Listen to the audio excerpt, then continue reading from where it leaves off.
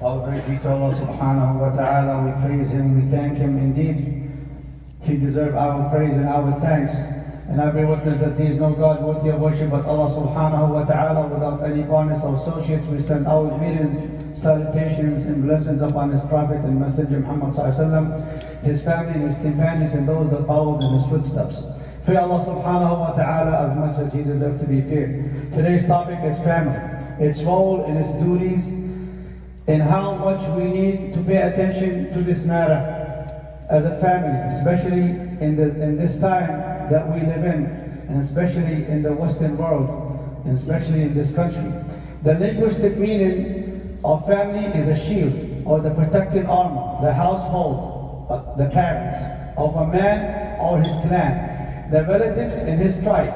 Terminology meaning a social bond that consists of a husband and a wife and their children. It also includes the grandfather and their grandchildren and some relatives as long as they live together. Family is the main foundation stone and the first social unit to build a society. The difference between the word family and the word household of a parent is that household is more in general and encompasses family. Family status and its purpose. The status of the family is highlighted through its functions and its roles, where it provides for the individual and the community on the same level. Each individual will find housing, protection, and security, and it provides the instinctive needs of a couple and the needs of parents by nature. As a human, we seek by nature to have offspring, and the child by nature yearns to embrace his parents and hug them, and the family preserves the lineage. The family actively contributes by strengthening the bond among the people, which is the plant of virtues and a source of education, the first foundation stone in the society. The natural ideology the family is founded on is the instinctive call in the human to worship Allah. If not, it is an ignorant family that has no role. Its role is not limited to only fulfill the relationship of the body or a worldly need that will soon vanish. Rather, it is to establish and implement the divine laws in the universe created by Allah.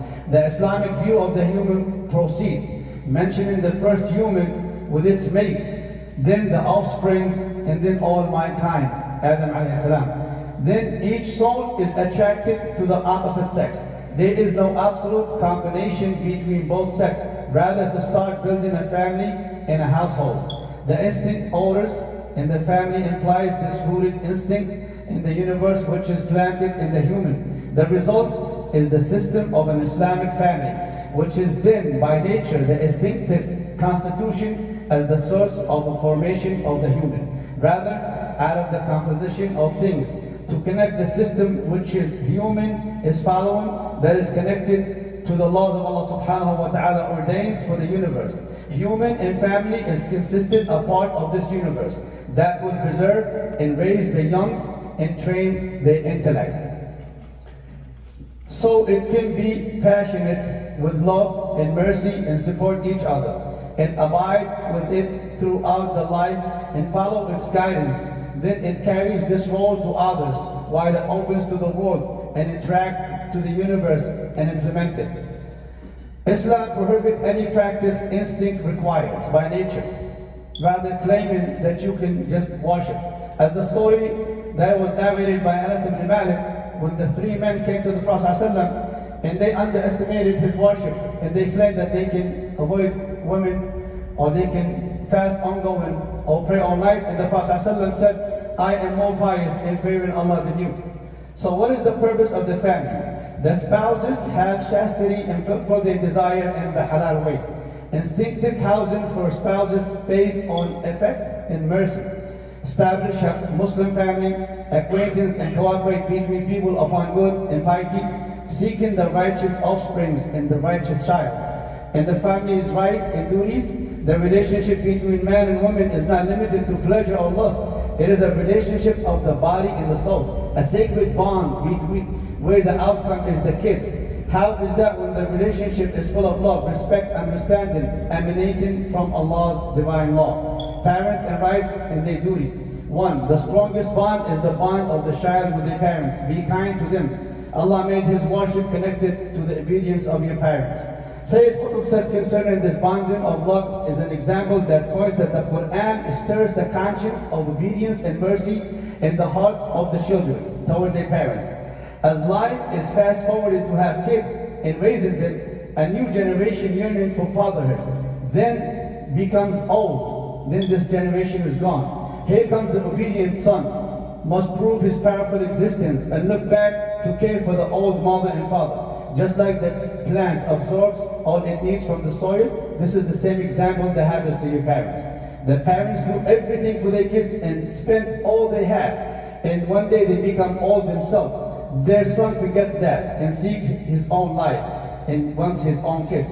Then the role of the obedient kids come to pay them back. Here comes the command from Allah subhanahu wa ta'ala to be kind to your parents at this old age when they need you. Being kind to your parents is that you reach the highest level of kindness toward them, more than they did when they raised you. Just like when you were a child, very weak, and you need their assistance, and they did it daily and all night, they reach this age, you have to pay them back and more than what they did. So do not rebel against them or act in a way that would disappoint them.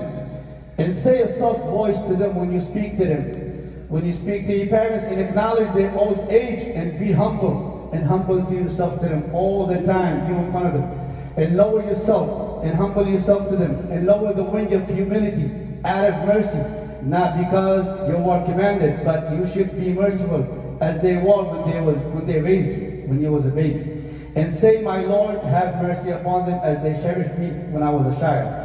And the husband rights and duties, Islam organized the relationship between the husband and the wife, so their marriage lasts and they live happy and in a protected family from the start, even after the relationship ended. The husband rights as he preserved the lineage. He must carry the name of his kids.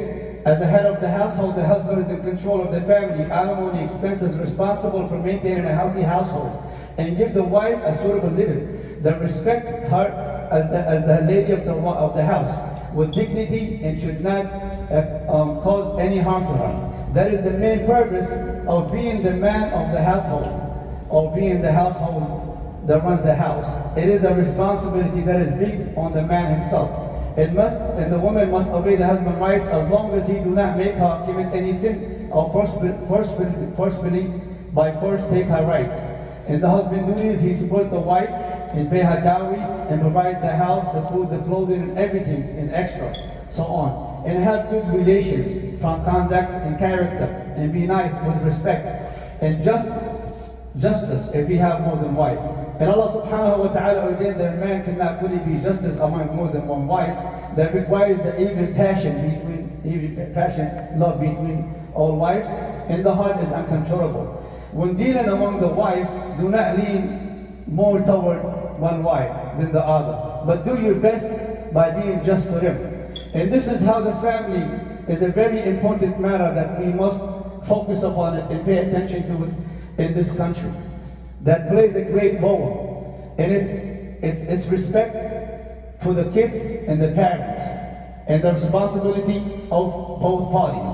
And the man is the one who is in control. It is a big, very big responsibility as a family for us in this country, in the Western world. Wa jazakumullah khair, and don't forget the Quds.